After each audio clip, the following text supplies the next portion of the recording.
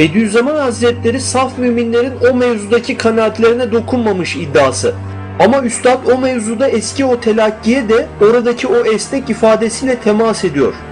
Öyle önemli bir misyon için Hz. Mesih ahiret aleminin ta öbür ucunda da olsa çıkar gelir diyor. Ehli imanın, saf müminlerin o mevzudaki kanaatlerine de dokunmuyor. Çünkü o bir kısım dedikoduya vesile olabilir. Fakat genelde şahs-ı manevidir.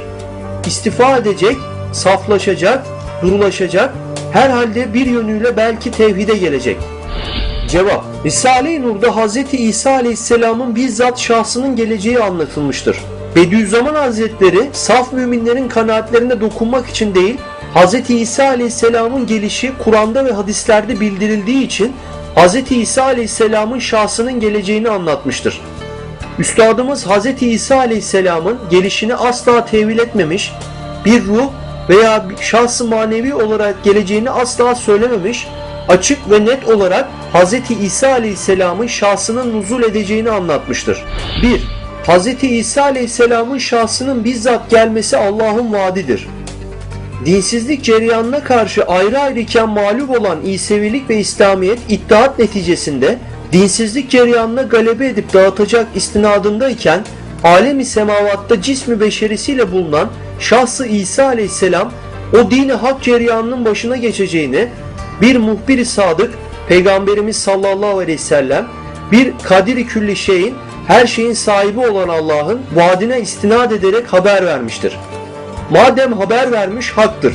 Madem kadir-i külli şey vaat etmiş elbette yapacaktır. Evet, her vakit semavattan melaikeleri yere gönderen ve bazı vakitte insan suretine vaaz eden Hz. Cibril'in dıhiye suretine girmesi gibi ve ruhanileri alemi ervahtan, ruhlar aleminden gönderip beşer suretine temessül ettiren, hatta ölmüş evliyaların çoklarının ervahlarını cesedi misaliyle dünyaya gönderen bir Hakim-i Zülcelal, Hz. İsa Aleyhisselam'ı İsa dinine ait en mühim bir hüsnü hatimesi için değil semavi dünyada cesediyle bulunan veya hayatta olan Hz. İsa belki alem-i ahiretin en uzak köşesine gitseydi ve hakikaten ölseydi yine şöyle bir netice-i azime için onu yeniden ceset giydirip dünyaya göndermek o hakimin hikmetinden uzak değil.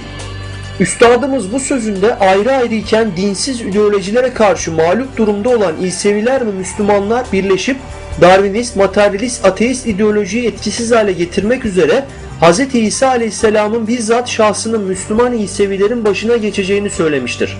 Üstadımız kimin Müslüman İsevilerin başına geçeceğini söylemektedir? Hz. İsa Aleyhisselam'ın şahsının. Şahs-ı manevinin Müslüman İsevilerin başına geçmesi mümkün müdür? Hayır, değildir. 2. Hz. İsa Aleyhisselam Müslüman İsevilerin başında bizzat bulunacaktır. Hem alem-i insaniyette inkar-ı uluhiyet, Allah'ın varlığını inkar etme niyetiyle medeniyet ve mukaddesatı beşeriyeyi zır-ı zeber eden Deccal komitesine, Hz. İsa Aleyhisselam'ın dini hakikisini İslamiyet'in hakikatiyle birleştirmeye çalışan hamiyetkar ve fedakar bir İsevi cemaati namı altında ve Müslüman İsevileri ünvanına layık bir cemiyet o Deccal komitesini Hz. İsa Aleyhisselam'ın riyaseti altında bizzat Hz. İsa Aleyhisselam'ın şahsının yönetimi altında fikren öldürecek ve dağıtacak, beşeri inkar-ı uluhiyetten, Allah'ın varlığını inkar etmekten kurtaracak. Üstadımızın Hz. İsa Aleyhisselam'ın riyaseti altında ifadesinin anlamı nedir? Müslüman İsevilerin Hz. İsa Aleyhisselam'ın şahsının idaresi altında olması demektir. Yani iddia edildiği gibi Hz. İsa Aleyhisselam'ın şahsı manevisi değil, şahsı gelecek ve Müslüman İsevilerin önderliğini bizzat yapacaktır. 3. Deccaliyet Hz. İsa Aleyhisselam'ın şahsı vesilesiyle son bulacaktır. Ahir zamanda Hz. İsa Aleyhisselam gelecek. Şeriat-ı Muhammediye Aleyhisselatu Vesselam ile amel edecek mealindeki hadisin sırrı şudur ki, ahir zamanda felsefe-i tabiyenin verdiği, Darwinizmin sebep olduğu cereyan-ı küfriye, küfür hareketi ve inkar-ı uluhiyete, Allah'ın varlığını inkara karşı İsevilik dini tesaffi ederek, arınarak ve hurafattan tecerrüt edip sapkın inanışlardan ayrılıp İslamiyet'e inkılap edeceği bir sırada nasıl ki İsevilik şahsı manevisi vahyi semavi kılıcıyla, ilim kılıcıyla o müthiş dinsizliğin şahsı manevisini fikren öldürür. Öyle de Hz. İsa aleyhisselam İsevilik şahsı manevisini temsil ederek dinsizliğin şahsı manevisini temsil eden Deccal'i fikren öldürür. Yani inkar-ı uluhiyet fikrini, Allah'ın varlığını inkar etme düşüncesini öldürecek, fikren ortadan kaldıracak. 4. Hz. İsa aleyhisselam mucizatlı bir zat olarak ahir zamanda gelecektir. Kat'i ve sahih rivayette, kesin ve güvenilir hadislerde var ki İsa aleyhisselam büyük Deccal'i fikren öldürür. Velil mü indallah. Bunun da iki yönü var.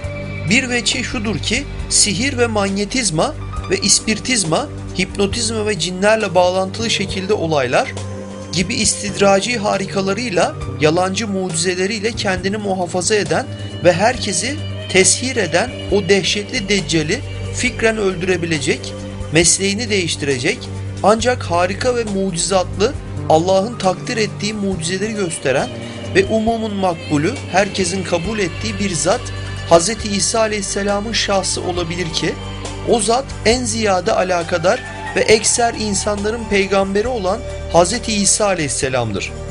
Üstadımız Bediüzzaman Hazretlerinin harika ve mucizatlı bir zat olarak Hz. İsa Aleyhisselam'ın şahsının geleceğini söylemiş olmasına rağmen Hz. İsa Aleyhisselam'ın ruh olarak veya şahsı manevi olarak geleceğini söylemek ruh talebesi olanlara yakışmayacak bir tutumdur.